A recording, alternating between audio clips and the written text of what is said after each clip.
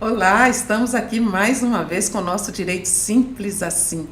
É aquela conversa gostosa e útil, né?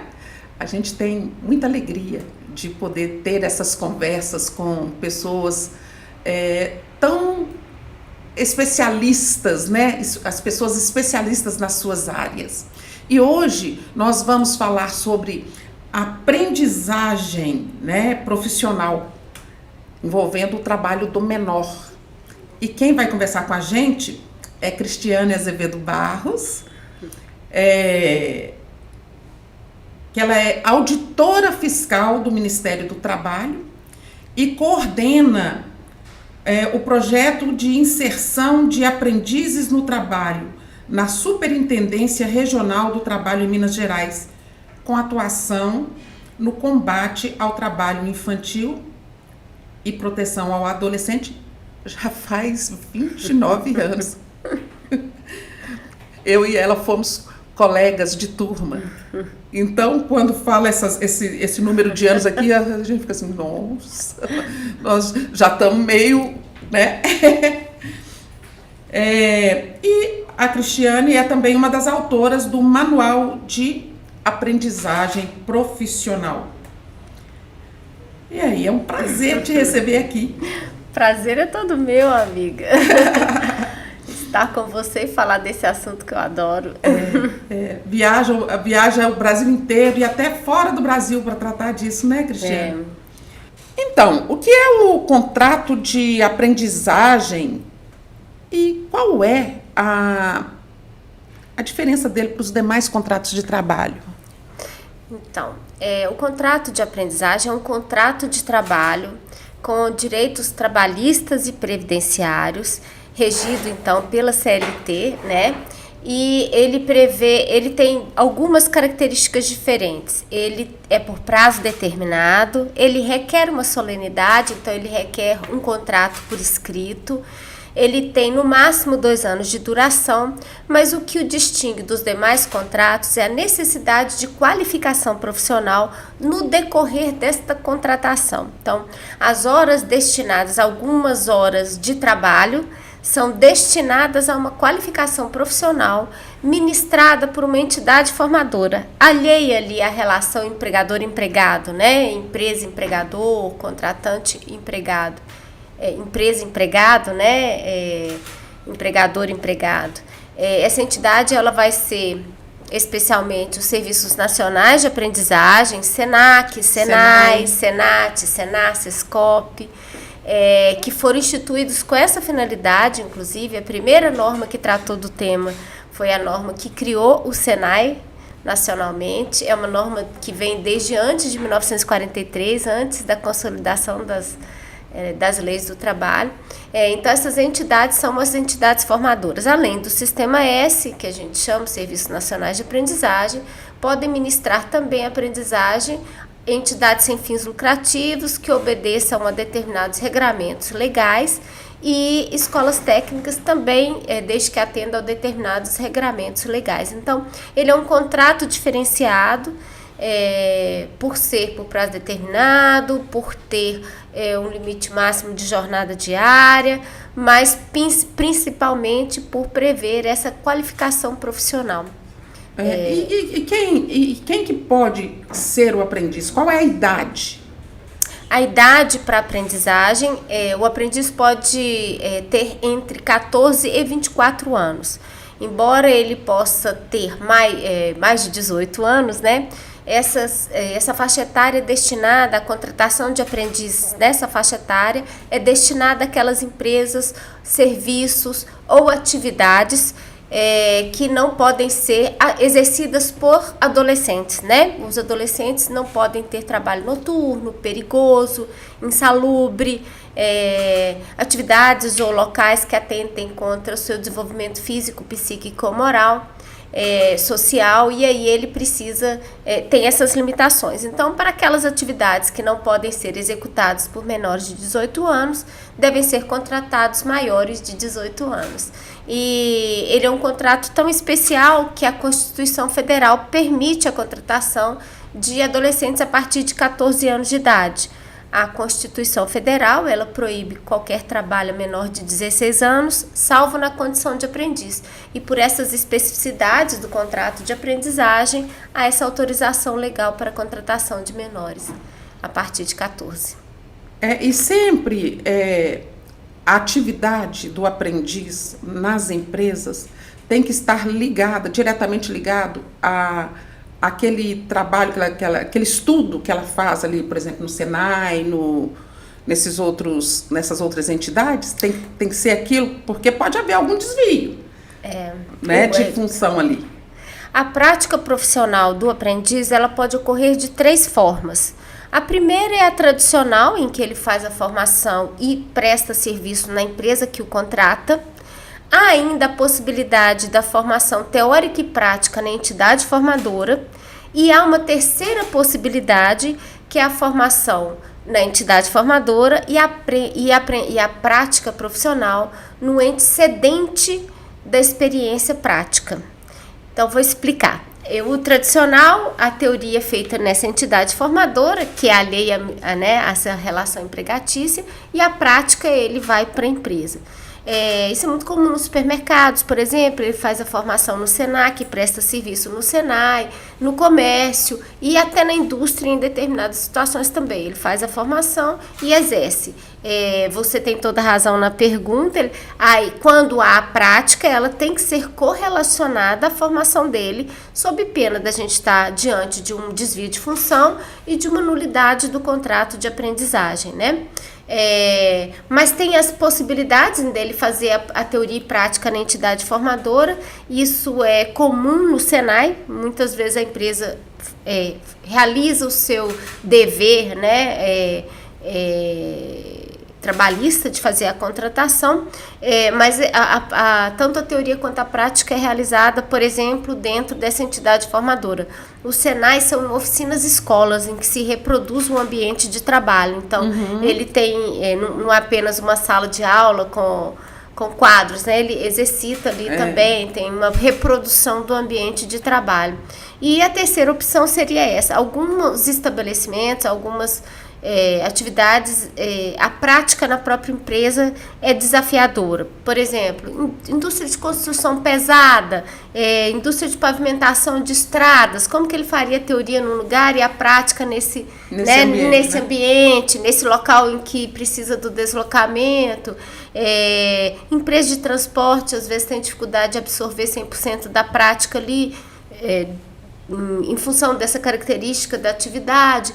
Então, a legislação trouxe alternativas para que as empresas que são obrigadas a contratar façam essa contratação com essas hipóteses. Em bancos tem muito menor aprendiz. Temos em bancos, nesse serviço, tanto no comércio quanto na indústria.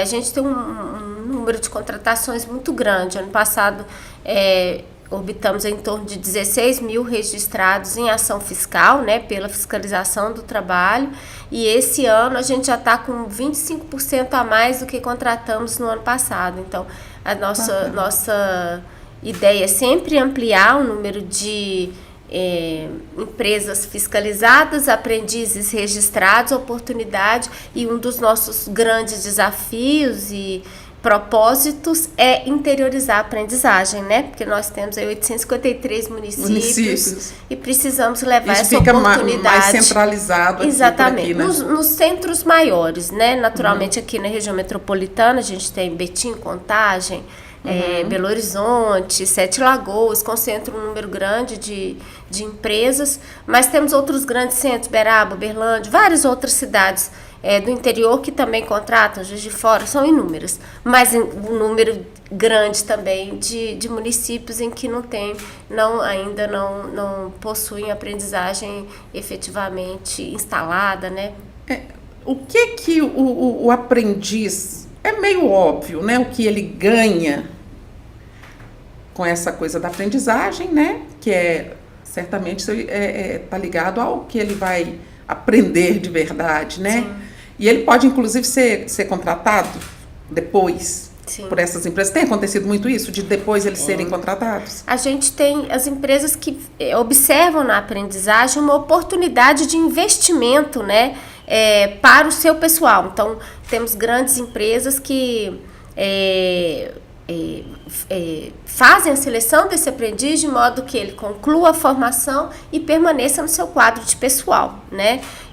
Isso é um investimento, já que ela está investindo na qualificação, que ela invista nesse profissional e absorva essa mão de obra que já vem qualificada, né? A qualificação é o grande diferencial.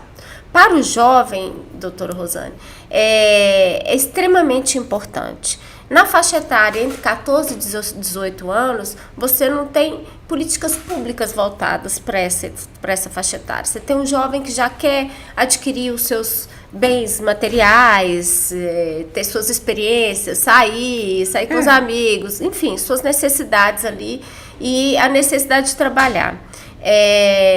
O trabalho é proibido, né, entre 14 e 16 anos, então a aprendizagem é uma alternativa, e mesmo para esses jovens que desejam entrar no mundo do trabalho, eles já têm um recurso, né? Um dos pressupostos da aprendizagem é a necessidade da matrícula e frequência escolar. Então, na medida em que ele passa a ser aprendiz, ele necessariamente tem que frequentar a escola e ele não pode abandonar essa escola sob pena de ser demitido. Então, a gente vê na aprendizagem esse incentivo à escola, além de um universo. Eu sou completamente apaixonada pela aprendizagem, então eu falo com muito entusiasmo. O índice de desemprego entre os jovens, ele chega a ser mais de 3 vezes maior do que das demais faixas etárias. Isso por quê? Porque o jovem não tem experiência profissional, às vezes ele não tem uma escolaridade, ou a escolaridade não prepara, é uma característica do Brasil, por exemplo, né? O nosso ensino médio, ele não prepara para uma profissão, para o mundo do trabalho. É uma formação generalista que prepara para o Enem, né? Então, não é para o mundo do trabalho especificamente. Temos visto um crescimento muito importante nos cursos técnicos, que é bastante interessante. A gente observa recentemente esse implemento dos cursos técnicos, que é muito importante, né, para esse desenvolvimento e para a empregabilidade dos jovens. Mas você ingressar no mundo do trabalho, uma experiência profissional com direitos trabalhistas e previdenciários, a experiência profissional registrada na carteira de trabalho, que ainda existe, embora seja virtual, mas sua experiência estará lá registrada, acessar os direitos previdenciários e trabalhistas. É isso que eu ia perguntar. Todos os direitos. Se vai contar, esse período vai contar normalmente para a aposentadoria depois. A gente tem uma questão porque o salário dele é o salário mínimo hora, então para contar ele teria que fazer uma complementação, mas ele já acessa para fins de, por exemplo, afastamentos, né? O INSS já faz alguns... como é que eu vou dizer, né, tem uma segurança ali decorrente desse contrato de trabalho. Mas o especial, eu creio, é que essa experiência acompanhada da qualificação profissional, e você mencionou que eu estive em outros lugares, outros países, essa experiência brasileira, ela é bastante observada e serve de modelo mesmo para outros países, porque o desafio da empregabilidade nessa faixa etária é um desafio mundial. E na medida em que, porque é isso, né? Você quer do jovem experiência, qualificação, e ele não tem para oferecer, né? Então, com a aprendizagem você já tem esse primeiro passo, que tanto a qualificação quanto a experiência agregada à necessidade da frequência escolar, porque também há um abandono, né? Muitas vezes do ensino médio, o jovem quando começa a trabalhar em uma atividade mais precária, né? Um desestímulo, ele ganha aquele dinheiro imediato que não vai resolver sua vida, mas que é um número grande. Né? É um dinheirinho que daquele momento. A escola. Exatamente. Então, a aprendizagem por todos esses motivos. É muito Além bom. disso, tem a questão do exemplo, sabe, doutora Rosane? A gente tem observado que o jovem, quando ele está nesse ambiente de trabalho, ele sai do seu nicho, ali, daquele mundinho, ele aprende a ver, porque o jovem geralmente reside, né, os jovens em geral da aprendizagem são jovens de baixa renda, estudantes de escolas públicas, até pela disponibilidade ali de poder estudar e de poder trabalhar. Isso, tem que comprovar esse rendimento pequeno? Não, né? não. o direito à empregabilidade e o direito à qualificação profissional é um direito de todos os adolescentes e jovens. Mas, em geral, o jovem que ingressa na aprendizagem é um jovem de baixa renda. Até porque os direitos dele são... Ele acessa menos os demais direitos constitucionalmente assegurados a ele, né? Os jovens de classe média alta, classe média, acaba tendo acesso a um curso de línguas, a uma outra qualificação, um ensino de horário integral. Lá no ensino médio você já começa a ter os 2 turnos ocupados. Então, em geral, já são esses jovens. Embora a legislação determine uma priorização do aprendiz adolescente e dos adolescentes com determinados traços de vulnerabilidade, não há um impedimento, mas em geral é esse público. Então ele sai do seu mundinho. Então a gente tem aprendizes que nunca ingressaram num banco, e aí ele vai trabalhar naquele ambiente, vai lidar com as pessoas, exatamente, num espaço que tem elevador, que tem escada rolante, nunca entraram num teatro, né? Então são espaços que eles vão se apropriando.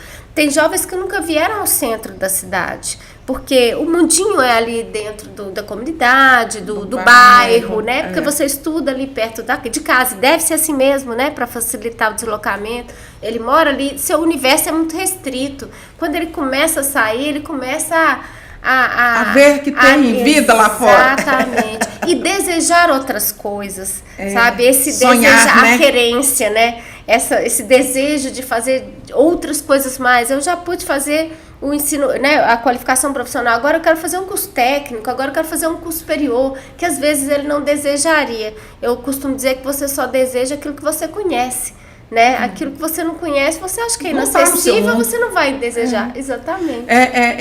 Principalmente para quem esses jovens de comunidades, né, em que a violência em muitos lugares está muito grande, né? É uma oportunidade para fugir daquela violência, né? De não ser, às vezes, arrastado para aquilo que está tão aí tomando conta de tudo, né? São novas referências, é o que eu costumo observar e vivenciar, é por isso que sou tão apaixonada pela aprendizagem. São novas referências, são outras referências. E eles viram referência para a sua família, para os irmãos mais novos, para os vizinhos, né, para os amigos, né? Quem nunca quis ser o aprendiz das próteses? Autoestima, né? A autoestima, ela referências, né? Ela cresce, ela sobe, né? É um menino bem sucedido. Se você é bem sucedido no sentido de saber se comunicar, né? De saber transitar na cidade, né? De conhecer outras coisas, de ter um universo mais, né? Ampliado com a experiência. Me fala uma coisa, nesse programa, as empresas que vão receber esses jovens aprendizes, como é que é isso? Elas são obrigadas ou elas fazem por liberalidade? Como é que é isso? Há uma obrigação legal que consta no artigo 429 da CLT, que determina a contratação no percentual mínimo de 5% e máximo de 15% do total de empregados de todos os estabelecimentos. Estão isentos dessa obrigação microempresas e empresas de pequeno porte e estabelecimentos com menos de 7 empregados.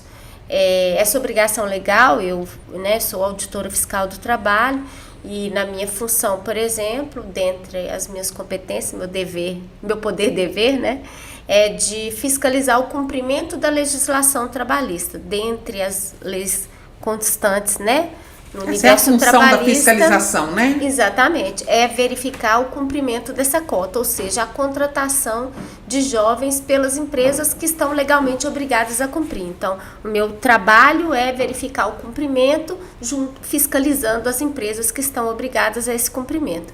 E esse cumprimento é decorrente da legislação. Sim, saindo um pouquinho da aprendizagem, mas entrando nessa coisa da fiscalização, né, que o Ministério do Trabalho faz. Faz só uma geral para a gente dessa função de fiscalização do Ministério do Trabalho. Então, a auditoria, ela pertence ao Executivo Federal, né?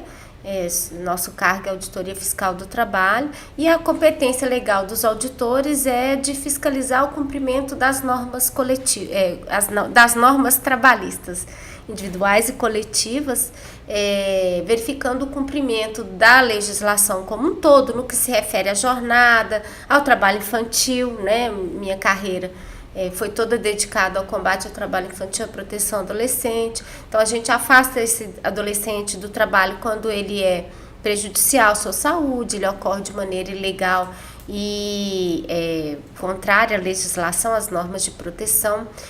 Verifica o trabalho escravo, né, que tem sido bastante divulgado, trabalho escravo doméstico, o trabalho rural. Então, verifica as normas que protegem o trabalhador de maneira geral.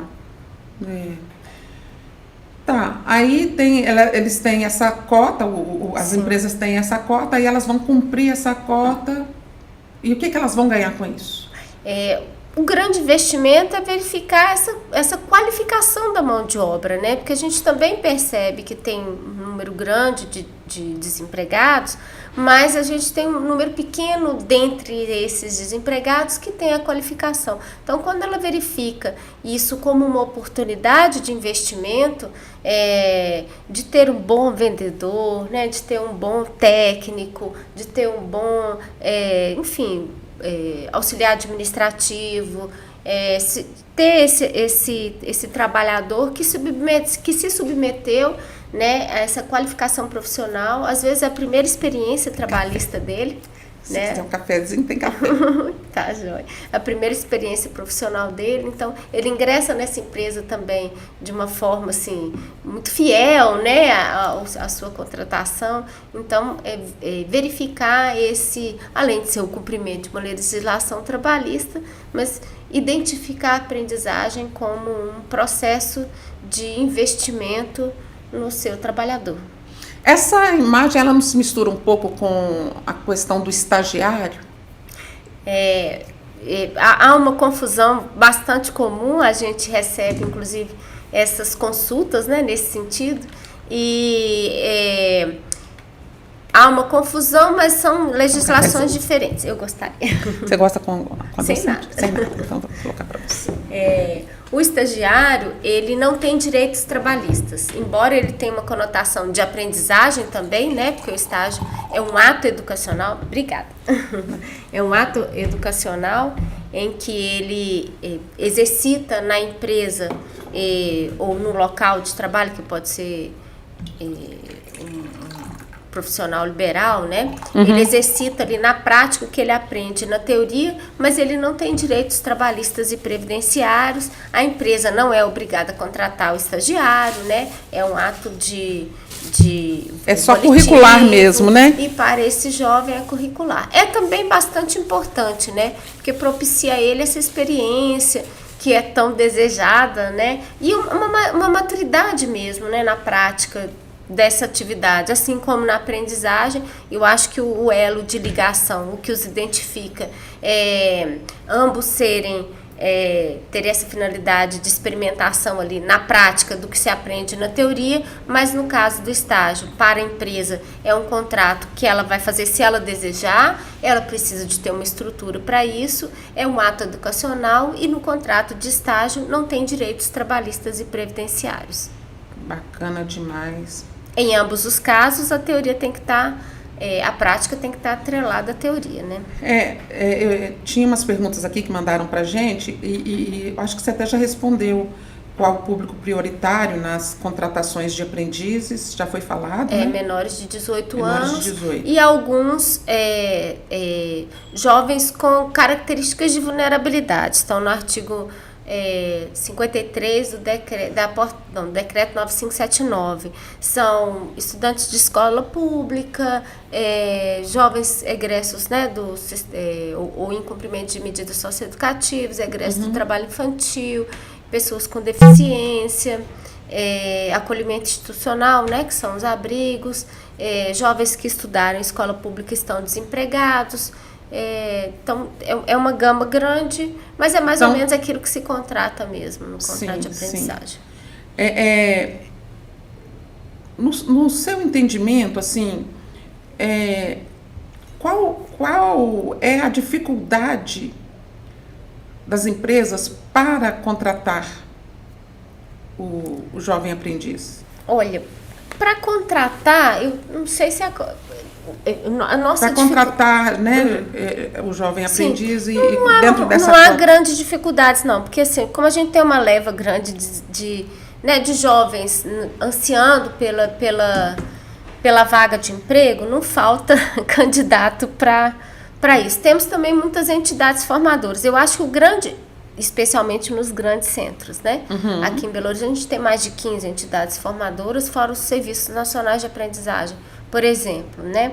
Com vagas que se abrem semestralmente. Mas, e no caso das entidades sem fins lucrativos, mensalmente.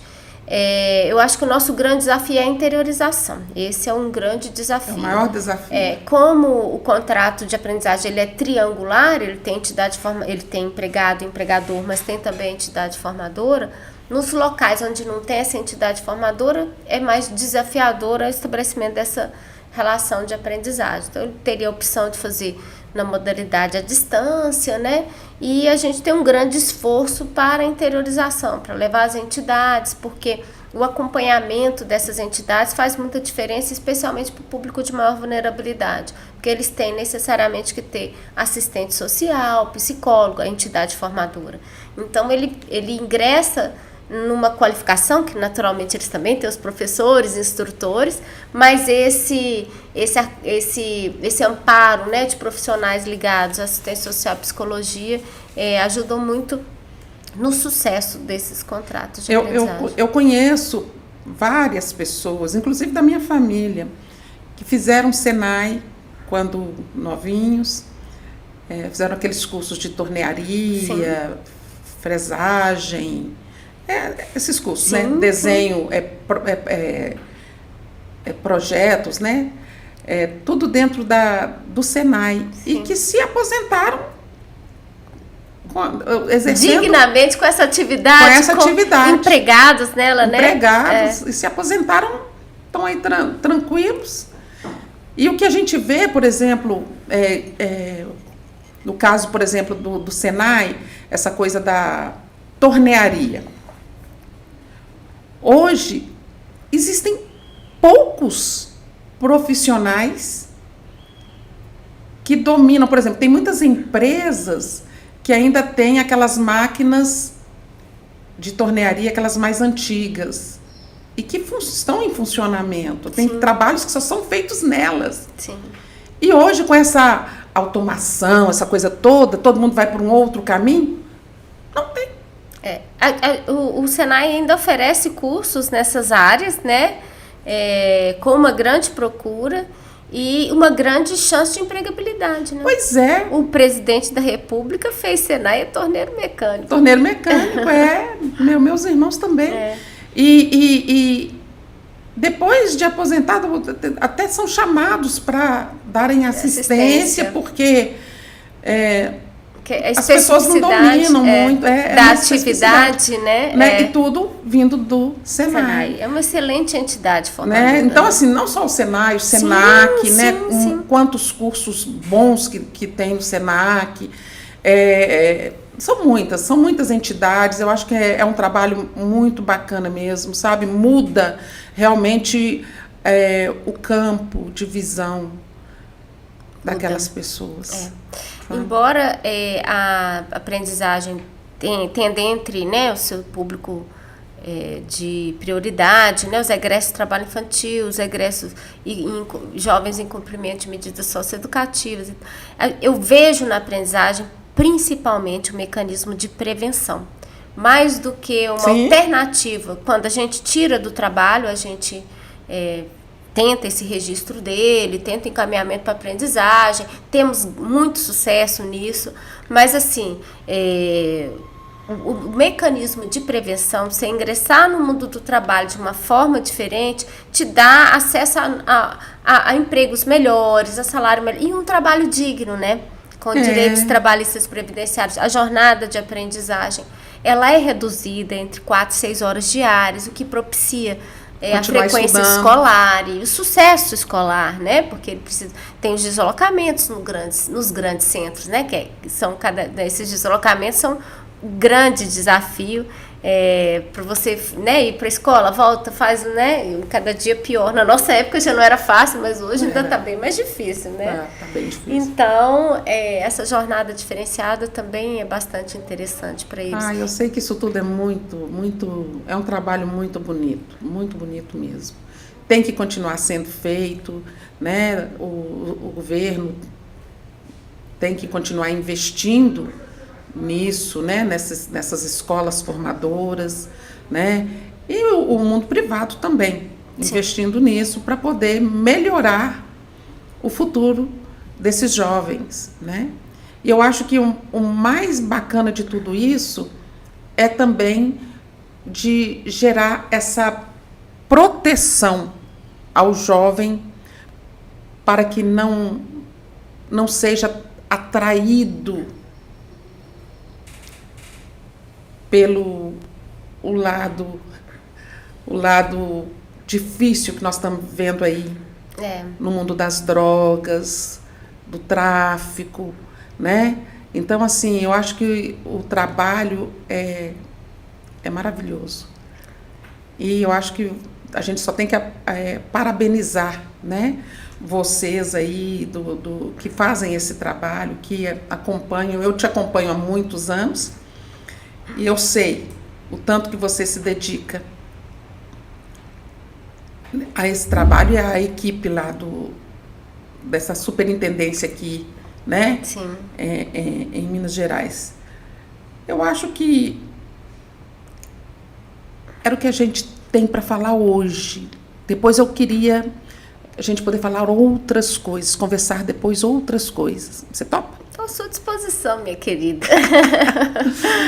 Pode fazer as suas últimas declarações aí para o pessoal. Um bate-papo, um prazer enorme estar com você, que é uma profissional que admiro muito, mas uma amiga querida, né? Somos. Então é um prazer tomar um cafezinho e conversar. Tem pão de queijo. A nossa conversa tem café e pão de queijo sempre. E conversar sobre esse assunto que me fascina mesmo. Eu tenho uma carreira dedicada à proteção adolescente e erradicação do trabalho infantil. Eu faço isso dentro das minhas atribuições legais, mas faço com muita convicção, porque nesse decorrer, né, no decorrer desses anos dedicados ao assunto, eu pude ver inúmeros casos de sucesso, como você relata, né, na sua família, e eu tenho inúmeras situações que nos enchem de energia para seguir, né, trabalhando, de orgulho para defender essa legislação que faz tanta diferença, né? E de felicidade para dizer com emoção e com convicção, né, que o contrato de aprendizagem é um investimento para as empresas, para a sociedade, né, porque investir nos nossos jovens é investir num país melhor, né? Sim. Não só para o futuro, mas para o futuro próximo, para hoje mesmo. Sim. Né? Porque, como eu disse, a aprendizagem como mecanismo de prevenção ele é muito mais efetivo do que na contratação posterior, né? Depois que um público que já rompeu ali, né, os limites né, já ingressou no tráfico, nessa situação, porque o dinheiro é muito fácil, é grande e é fácil, mas o futuro é muito estreito, é muito curtinho. É curto. E as pessoas que quiserem ter mais informações sobre isso, onde elas devem procurar? No manual de aprendizagem pode ser acessado no Google, né? Chama Manual da Aprendizagem Profissional, está no site do Ministério do Trabalho e ali tem várias perguntas e respostas sobre o assunto.